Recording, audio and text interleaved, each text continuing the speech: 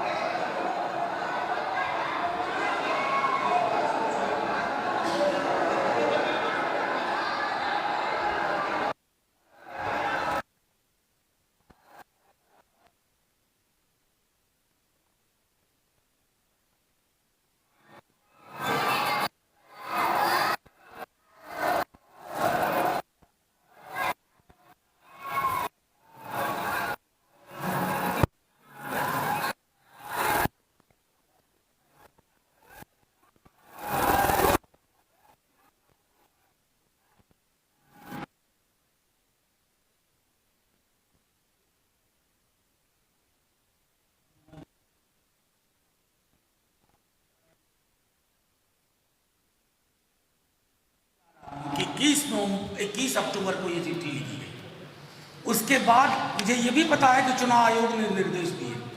कौन रोक रहा है? जिला प्रशासन को। आप देख रहे हैं इस विजुअल में, कोई भी हादसा हो सकता है, किसी भी प्रकार की चीजें हो सकती हैं जो दुर्भाग्यजनक होंगी। मैं सिर्फ इतना कहना चाहता हूं कि जिस कैंपेन में हम हैं, इस प्रकार की छवियां बता रही हैं हमें कि शायद कोई चिंता नहीं है प्रशासन को, या प्रशासन किसी के इशारे पे।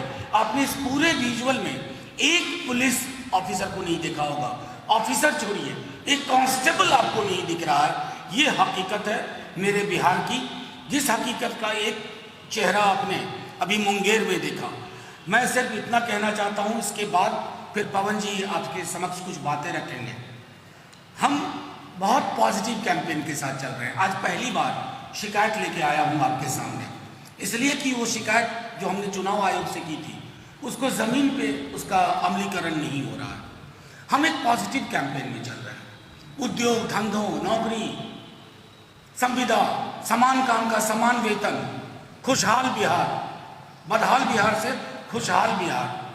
हमारे प्रतिपक्ष के लोग इतिहास के पूर्वाग्रह से ग्रसित बासी पन्नों में आपको बिहार को उलझाना चाहते हैं।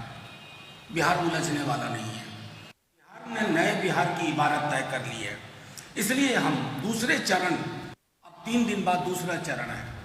मैं आप सबों के माध्यम से 4 दिन बाद दूसरा चरण है। मैं आप सबों के माध्यम से बिहार के अवाम को कहना चाहता हूँ, बंद पड़े चीनी मिल, झूठ मिल बिहार के एक एक व्यक्ति को परेशान करते हैं। आखिर ये सारे मिल इसी 15 साल के तथाकथित सुशासनी दौर में क्यों खत्म हो गए? चाहे मरौड़ा का हो, समस्तीपुर का हो, लोहट हो, कटिहार हो, ये हमारी प्रतिबद्धताओं में शामिल है।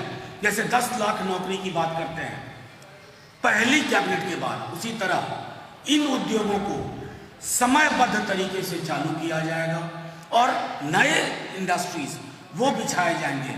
मैं सबों से आग्रह करूंगा, माननीय प्रधानमंत्री जी से लेकर के माननीय मुख्यमंत्री जी से, आइए कम से कम कहिए तो सही कि हम एक पॉजिटिव एजेंडा पे काम कर रहे हैं। आप हमारे एजेंडा के बरक्स हमसे बेहतर कोई बात नौकरी की करिए, हमसे बेहतर कोई बात उद्योग की करिए, हमसे बेहतर कोई बात एग्रो प्रोसेसिंग इंडस्ट्री की करिए, हमसे बेहतर कोई बात संविदा कर्मियों के जीवन को बेहतर बनाने के लिए करिए, हमसे बेहतर कोई बात जीविका दीदी के लिए कीजिए, आशा कर्मी के लिए कीजिए, नियोजित शिक्षक के लिए कीजिए, हमसे बेहतर कोई बात स्मार्ट गांव की जो हमारी कल्पना है उसकी करिए, शिक्षा की गुणवत्ता की करिए, समान काम के समान वेतन की करिए, हमसे बेहतर करिए तो बिहार को मजा आएगा। लेकिन आप तो बदतर एजेंडे में जा रहे हैं। तो यहाँ मुकाबला बेहतर और बदतर का है। मैंने कहा पहली बार शिकायत लेके आया हूँ, इसके बाद फिर कभी शिकायत लेके नहीं आएंगे। शिकायत इसलिए कि इसमें नेता प्रतिपक्ष से लेकर के किसी हमारे आम भाई बहन के साथ कोई हादसा हो सकता है। कौन जिम्मेवार होगा इसका? कहीं तो जाकर के ये चीज़ें रुकनी चाहिए। शुक्रिया आप लोगों का। मैं पवन जी से आग्रह करूँगा।